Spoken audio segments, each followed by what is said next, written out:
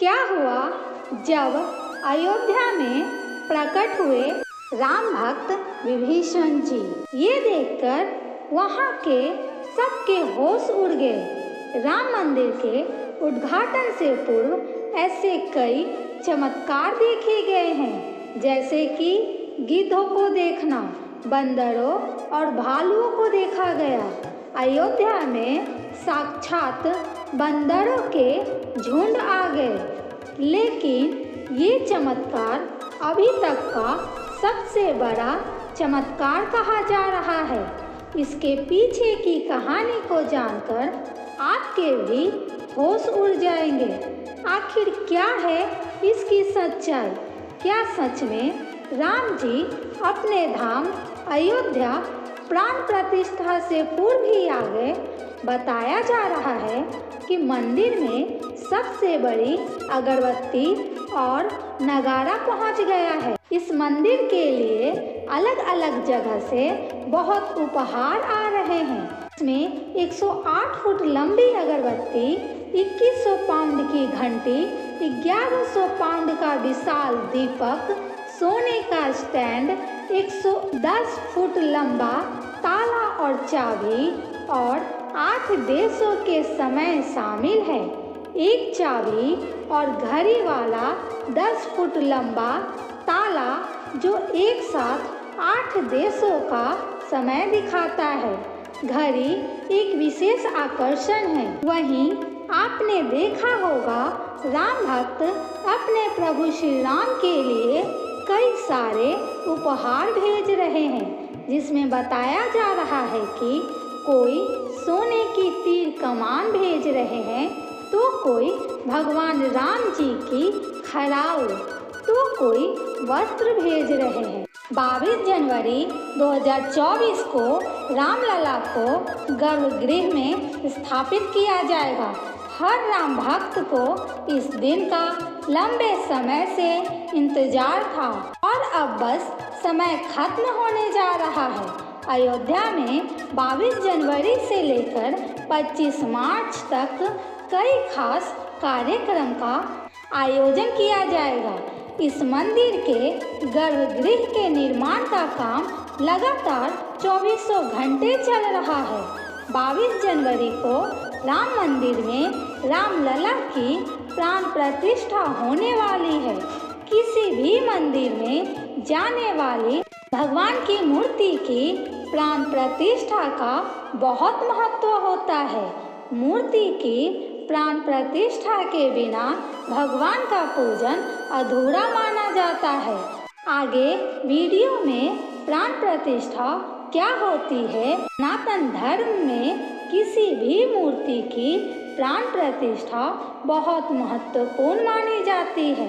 प्राण प्रतिष्ठा मूर्ति स्थापना के समय किया जाता है। किसी भी मूर्ति की स्थापना के समय उस प्रतिमा रूप को जीवित करने की विधि प्राण प्रतिष्ठा कहलाती है।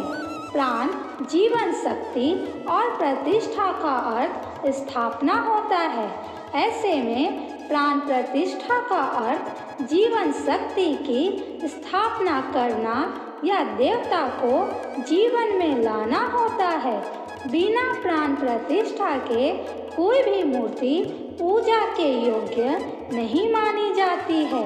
मान्यता है कि प्राण प्रतिष्ठा के जरिए मूर्ति में जीवन शक्ति का संचार होता है और वह मूर्ति देवता के रूप में बदल जाती है।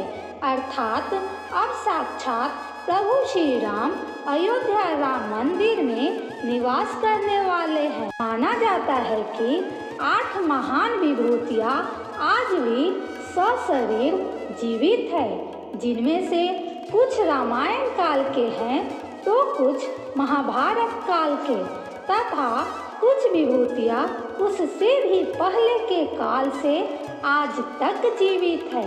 पौराणिक मान्यता के अनुसार विभीषण, अश्वत्थामा, वेदव्यास, हनुमान जी, कृपाचार्य, भगवान परशुराम और मार्कंडेय आर्षि चिरंजीवियों में शामिल है।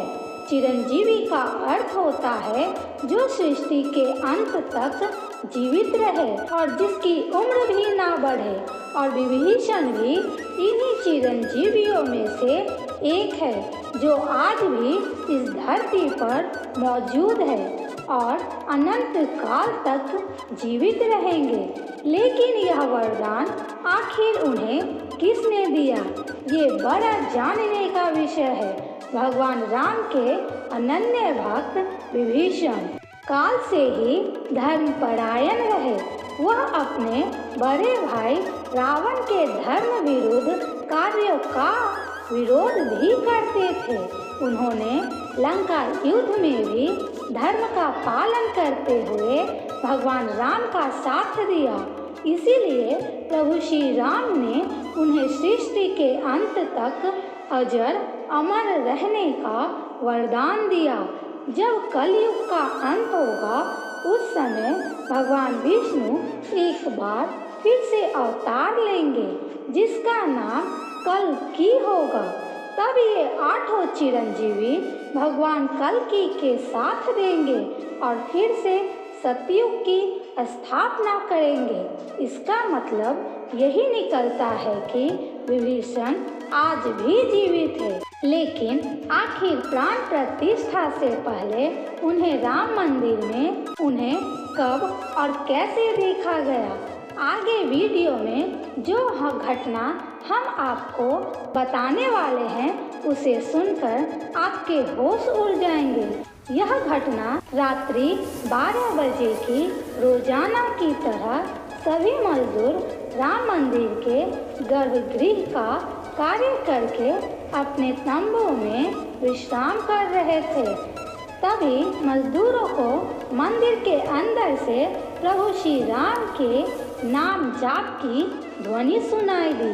अभी किसी भी अन्य व्यक्ति को रात्रि के समय मंदिर में घुसने की अनुमति नहीं है। जब उन्हें ऐसा लगा कि शायद किसी आसपास के मंदिर द्वारा उन्हें ध्वनि सुनाई दे रही होगी तो सभी मजदूर रात्रि में सभी मजदूर वापस सो गए। तभी उसमें से एक मजदूर को यह बात खटक रही थी। उसको यह आवाज़ राम मंदिर से ही आ रही थी ऐसा प्रतीत हो रहा था। उसको जानने की उत्सुकता हुई तो वह राम मंदिर के गर्भगृह में आकर देखा। वह राम मंदिर के कोना कोना से वाकिफ था। जब वह गर्भगृह में जाकर देखा तो उसके होश उड़ गए। वहाँ एक दिव्य पुरुष राम राम का जप कर रहे थे। वो दिव्य पुरुष को देखकर ऐसा लग रहा था जैसे वह किसी लंबे समय से आए हो। उनका अंदाज राजाओं जैसा था। वह मजदूर यह देखकर दंग रह गया और बाकी मजदूरों को जाकर कहा तो सब यह सच्चाई देखने के लिए उस गर्भगृह में गए। लेकिन वह दिव्य पुरुष गायब हो चुके थे।